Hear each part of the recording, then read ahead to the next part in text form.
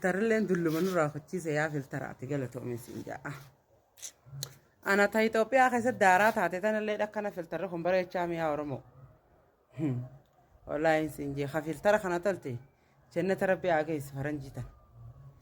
Wani inni isiniin jechuu barbaadu namoonni gartee gisee biyya Arabaa jiran wayyaatti seen arkuu fadha way kootu mee guyyuma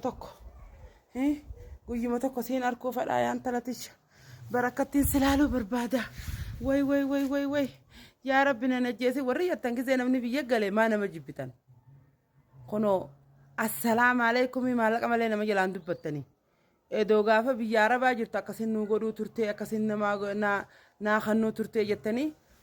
maaliif akkanatti immoo cakkaanyina wannaan ta'e wallahi cakkaanyina jechuun naan ta'e yeroo biyya galte salaamtaa rabbi tana siin hin jaan maallaqa malee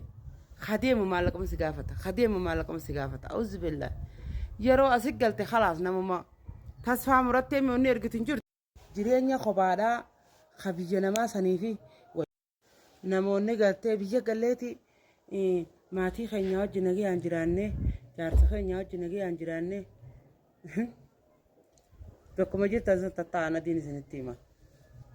ana amma yaa rabbii kiyyatistii mana Arabaa san deemee dhiquu hin jagizeen akka taa'u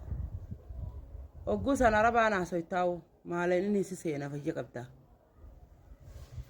biyya tan eegaan dhufe wooma gurguruu malee akkaantii liddi baankiin hin baafadhe shawaash baankiin hin baafadhe oromiyaan hin baafadhe maarreen hin baafadhe hundinuu amma qulla ana diin isin hima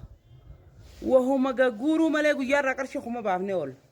wahuma gurguruu malee waan dalaynee fiduu dandeenyu hin qabnu dhalaan biyya Arabaa yoo maallaqa giyaa qabaattan malee fitti biyya tanan dhufinaa